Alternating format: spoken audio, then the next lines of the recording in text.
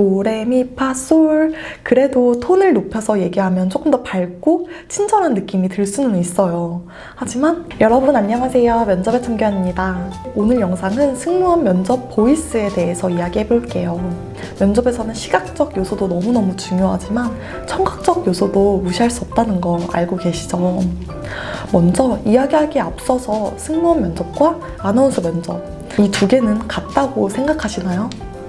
먼저 두 면접 모두 호흡과 발성에 있어서 전달력 있게 목소리를 내는 것은 둘 다 중요합니다. 하지만 이 두 면접은 직업적으로 너무 달라요. 아나운서는 감정보다는 정보를 먼저 전달하는 직업이라면 승무원은 승객과 커뮤니케이션을 통해서 감정을 공유하는 직업이죠. 슬픈 일이 생겼다고 예를 들자면 아나운서 같은 경우에는 속보를 전해드리겠습니다. 지난 6일 어떤 일이 발생했습니다. 이런 식으로 이제 정보를 전달한다면 승무원은 슬픈 일이 생겼을 때 괜찮으세요? 이런 식으로 감정을 먼저 공감하게 되죠. 그러니까 승무원 면접을 준비한 여러분들은 감정을 표현한 말투가 정말 중요합니다.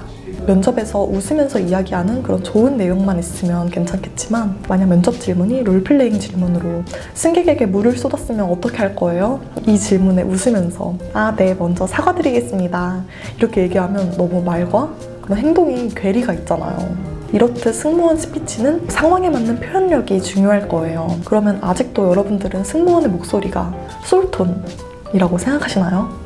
먼저 제 목소리 같은 경우에도 굉장히 중저음에다가 목소리가 흔히들 말하는 솔톤의 목소리는 아니에요. 그럼에도 보이스에 문제가 없이 합격할 수 있었던 방법은 일단 먼저 솔톤을 해야 된다라는 그런 고정관념에서 벗어나셔야 됩니다. 내 톤에 맞지 않는 그런 목소리를 내다 보면 목소리가 떨리고 듣는 사람으로 하여금 듣기 싫어지는 목소리가 나와요. 내가 가장 편하고 오랫동안 이야기할 수 있는 톤으로 이야기하는 게 중요합니다. 도레미파솔. 그래도 톤을 높여서 얘기하면 조금 더 밝고 친절한 느낌이 들 수는 있어요. 하지만 힘들다는 거, 오래 못한다는 점.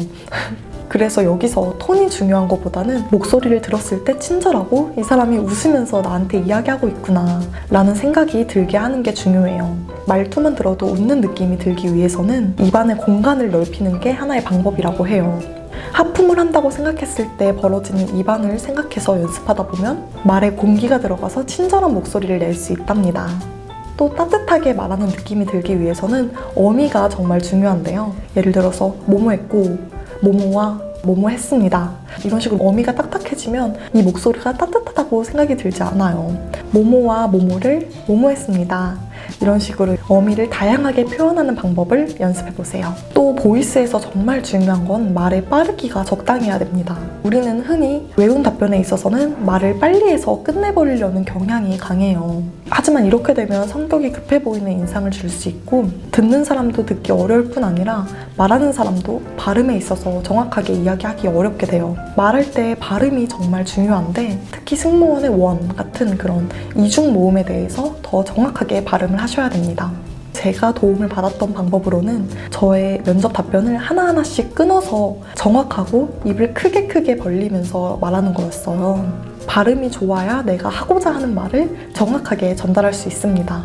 여기서 대화하는 느낌이 드는 팁은 먼저 말에 강약이 있어야 되고 녹음했을 때 음역대가 다양해야 돼요.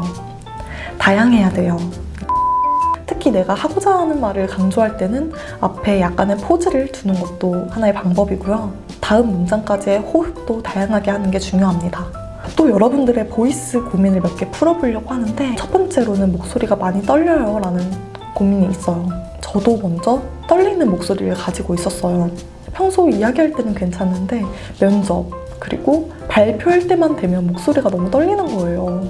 여기서 목소리가 떨리는 이유는 그 상황이 긴장돼서 그래요. 그러니까 목소리가 많이 떨리는 분들은 면접장 들어가기 전에 심호흡을 정말 크게 하고 면접 중에서도 목소리가 많이 떨리게 되면 빨리 끝내버리는 게 아니라 면접관님은 생각보다 여러분들의 말에 그렇게 귀 기울이지 않기 때문에 여러분들이 잠깐 끊고 이야기한다고 하더라도 그렇게 오래 기다린다고 생각하지 않아요. 그러니까 여기서 멈추면 갑분싸 되겠지 라고 생각하면서 그 떨리는 목소리 계속해서 가져가지 마시고 떨리면 잠깐 멈춰서 호흡하시고 이어서 이야기하는 것을 추천합니다. 또 사투리를 고치는 게 어려운 분들도 있는데 이는 사투리뿐만 아니라 말투도 처음 배울 때 잘못 배우면 정말 다시 고치는데 시간이 많이 걸립니다.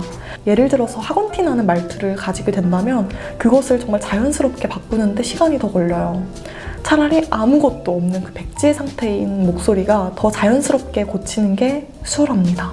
그러니까 처음에 목소리를 배울 때 잘 배우셔야 되고요.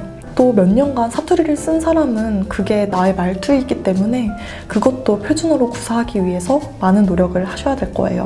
제가 들었을 때 사투리 같은 경우는 표준어보다 조금 말이 세게 나가고 그런 경향이 있는 것 같아요. 그래서 더 따뜻하게 말하기 위해서 연습하시면 좋을 것 같아요. 또 하나 더 말씀드리자면 면접에서 목소리 크기도 너무너무 중요해요. 너무 작으면 소심해 보이고 너무 크면 부담스럽습니다. 면접관님과 나와의 거리를 고려해서 소리를 내시면 좋을 것 같습니다. 이렇게 보이스에 대해서 이야기해봤는데 도움이 되셨나요? 그럼 다음 영상에서 만나요. 안녕.